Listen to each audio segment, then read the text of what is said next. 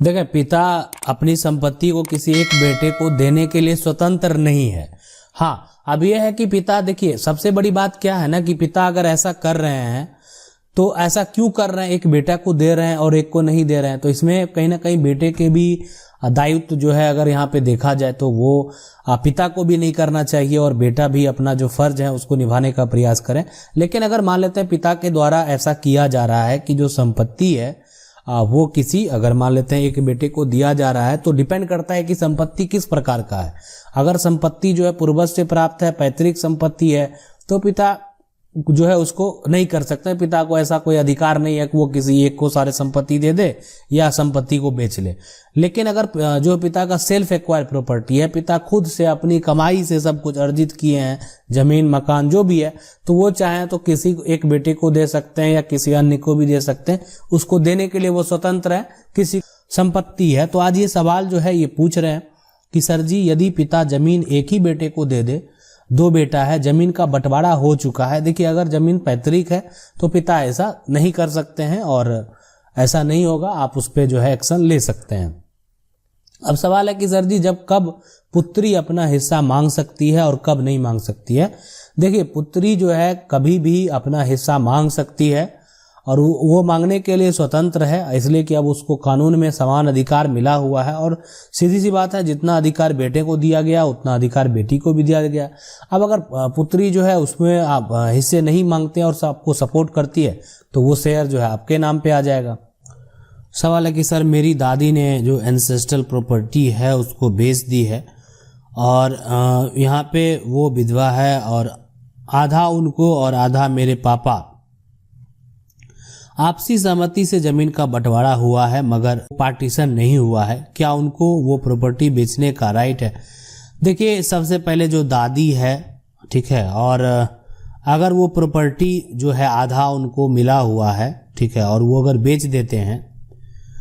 तो अब ये अगर पूर्वज से प्राप्त संपत्ति है तो ऐसा नहीं है कि उनको राइट नहीं है, राइट तो उनको अधिकार है।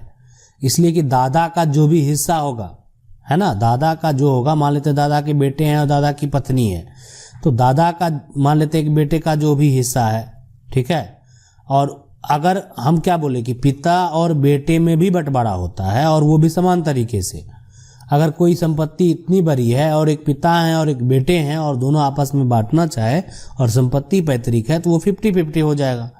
तो अब जो ये दादा वाला संपत्ति है, पिता वाला संपत्ति है, तो वो तो उस पत्नी का भी हक होगा। लेकिन ऐसा अगर है तो वो अपना हक जो है अगर बेच सकती है, ठीक है। लेकिन अगर कोई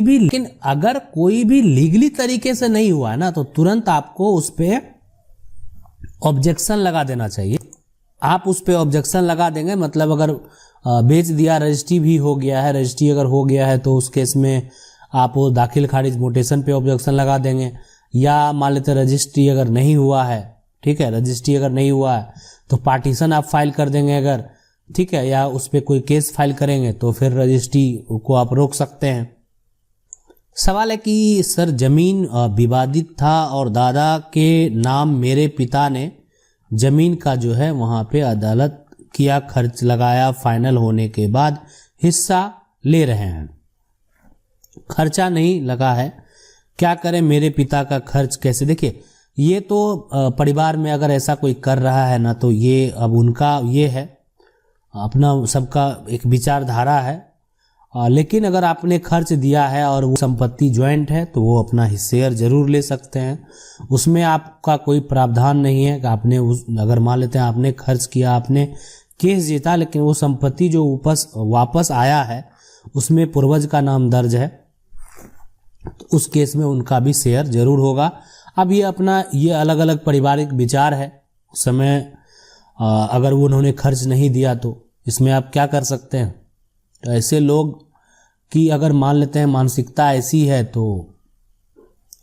इस टाइप के लोग की काफ़ी अगर बात करें तो कभी तरक्की भी नहीं होती है। अगर ऐसे मान लेते हैं ये एक तरह से खराब नीयत के लोग हो गए, अगर मान लेते हैं कोई खर्च नहीं दे रहा, आप संपत्ति लगा के सारा खर्च करके अर्जित करके दिए और उतना शेयर लेने आ गए।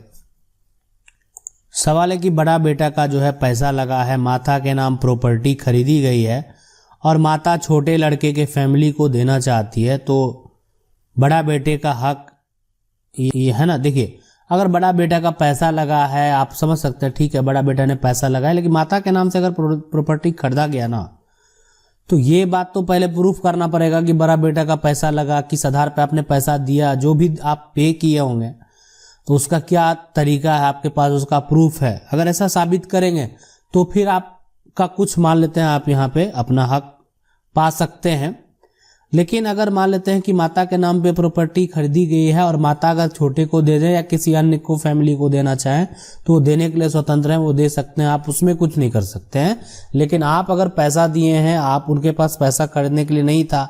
आपके द्वारा पैसा दिया गया और अब अभी आपके साथ गलत हो रहा है, तो आप न्यायालय में जा सकते हैं। लेकिन आपको ये बात जो है वहां पे साबित करना होगा ये पैसा आप जो है किस तरीके से और कैसे दिए हैं।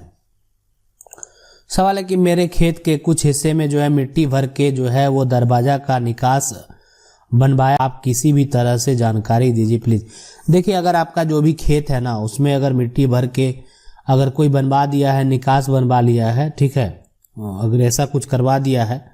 और मान लेते हैं कि आपका उस पर आपत्ति है और आपका वो निजी संपत्ति है, तो फिलहाल तो आप इसके लिए एसडीएम को आवेदन करें, ठीक है।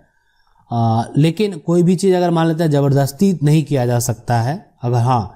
उसका कोई भी निदान नहीं है तो उस पर सॉल्यूशन निकाला जा सकता है, वो ये अलग बात है। लेकिन जबरदस्ती बिना किसी से पूछे हुए, मान लेते हैं आपका खेत है और कुछ हिस्सा में जबरदस्ती मिट्टी भर के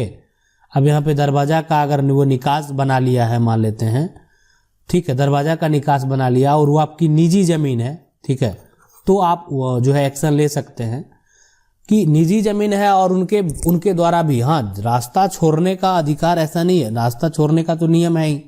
लेकिन दूसरे व्यक्ति के द्वारा भी अपना जो है रास्ता छोड़ा जाएगा और आपको भी लेकिन दूसरे व्यक्ति के द्वारा भी अपना जो है रास्ता छोड़ा जाएगा और आपको भी अपना थोड़ा रास्ता देना होगा, तो ऐसा प्रावधान है। सवाल है कि सर जी टाइटल सूट किस कोर्ट में फाइल करें। देखिए टाइटल सूट अगर आप फाइल करना चाहते हैं तो आप जो है सिविल न्यायालय से फाइल कर सकते हैं, ठीक है।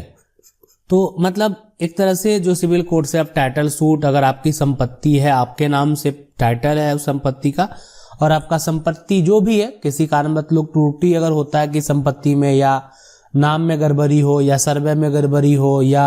अन्य मान लेते हैं कि आपकी जमीन की रजिस्ट्री है, कोई नहीं दे रहा है वो संपत्ति आपको, या आपकी संपत्ति को कोई और कब्जा करके रखा हुआ है, तो उस केस में सारे केस में टाइटल सूट जो है किया जाता है। और भी बहुत सारे कंडीशन है टाइटल सूट करने के लिए, तो इसलिए टाइटल सूट आप जो है सिविल न्यायालय से पहले करेंगे और आगे जितने भी होता है कि जैसे सिविल का डिग्री हुआ, आगे अगर कोई भरना चाहता है, मतलब अगर उससे संतुष्ट नहीं है, आगे जाना। सवाल है कि अगर शादी नहीं हुआ है और पिता की डेथ अगर 2005 के पहले हो गया है। देखिए अगर पिता की मृत्यु 2005 के पहले भी सुप्रीम कोर्ट ऐसे कुछ मामले में उन्होंने जो है स्पष्ट कर दिया है कि अगर 2005 के पहले भी पिता की मृत्यु हो गई है तो भी संपत्ति में बेटी को जो है वो हक दिया जाएगा, ठीक है। 1998-99 के आसपास का तो संपत्ति में भाई का नाम हो और लड़की का नाम ना हो, तो लड़की जो है शादी भी ना हुई हो तो उसका नाम जो है दाखिल खारिज में कैसे पड़ेगा। देखिए आप उसके लिए सीओ को एक बार आवेदन करें, ठीक है, सीओ को आवेदन कर दें और आप चाहें तो जो है यहाँ पे एसडीओ को भी आवेदन कर दें, है ना, एसडीओ या एसडीएम को कर दें, तो जो भी है तो उस वहाँ पे आपको आवेदन कर देना है। तो आपको शुरुआती दौर में ये करना है कि आपका यहाँ पे ये नाम दर्ज नहीं हुआ है फिलहाल, नहीं का यहाँ पे ये नाम दर्ज नहीं हुआ है फिलहाल, नहीं तो आप पार्टीशन के लिए तो स्वतंत्र हैं, कोर्ट में सिविल न्यायालय में पार्टीशन सूट फाइल करने के लिए आप स्वतंत्र हैं। अब पार्टीशन सूट आप कोर्ट में फाइल कर सकते हैं और अपना हक जो है ले सकते हैं। आपका अगर शादी हो गया है या मान लेते शादी नहीं हुआ है, दोनों केस में देखिए बेटे का जितना भी हक है एक पिता की संपत्ति में, उतना बेटी का भी हक है। सवाल है कि सर हमारे घर के साइड का मकान जो है 20 साल से खाली पड़ा है और हम उस पर कब्जा करने की सोच रहे हैं, लेकिन हमारे पास कोई उसका बिल या कागज नहीं है, तो क्या हम उस पर कब्जा कर नहीं। देखिए कब्जा कर सकते हैं आप और उसका एड्रेस निकलवा ले तो उसका गांव जाकर उससे खरीद लें। हाँ देखिए बिल्कुल खरीद सकते हैं, खरीदने के लिए भी आप स्वतंत्र हैं। तो अगर आपका माना घर के साइड में कोई मकान 20 साल से खाली पड़ा है तो हम मान लेते हैं कि आप कब्जा किए, आप पे उसी समय केस फाइल कर दिया और उस ये चीज़ वेरीफाई किया गया तो आप पर वहाँ पे कब्जा करने का मतलब वहाँ पे जबरन किसी का घर में आप जाके ऐसे करते हैं और वो अगर एक्शन ले लेता है तुरंत ना तो आपको वहाँ पे सजा भी हो सकता है। लेकिन अगर कोई कब्जा किए हुए है और मान लेते हैं कि एक तरह से निश्चिंत है, आप कब्जा करके उसमें रह रहे हैं बहुत लंबे समय से, उसी का घर का आप एड्रेस भी अब यूज करना शुरू कर दिए और ये कब्जा जो है 12 साल से अधिक हो गया है, तो ऐसा लिमिटेशन एक्ट में कानून भी है कि आप मालिकाना हक का दावा कर सकते हैं। तो आप ये ऐसा करने के लिए स्वतंत्र हैं, कर सकते हैं। लेकिन अगर कुछ भी गलत होता है और दूसरे पक्ष के द्वारा अगर एक्शन लिया जाता है तो फिर आपको दिक्कत का भी सामना करना पड़ सकता है। तो आप ऐसे भी उसका एड्रेस पता कर लें, आपको लगता है कि ये संपत्ति मान लेते हैं बहुत दिन से ऐसे ही है तो बात कर सकते हैं। अगर वो बेचना चाहेंगे तो आप उनको खरीद सकते हैं संपत्ति को। आशा करते हैं वीडियो अच्छा लगा होगा। वीडियो अच्छा लगा वीडियो को लाइक जरूर कर दें। चैनल को पहली बार देख रहे हैं सब्सक्राइब करके जो बेल आइकन है उसको जरूर दबा लीजिए। मिलते हैं अगले वीडियो में, तब तक के लिए जय हिंद। जय हिंद।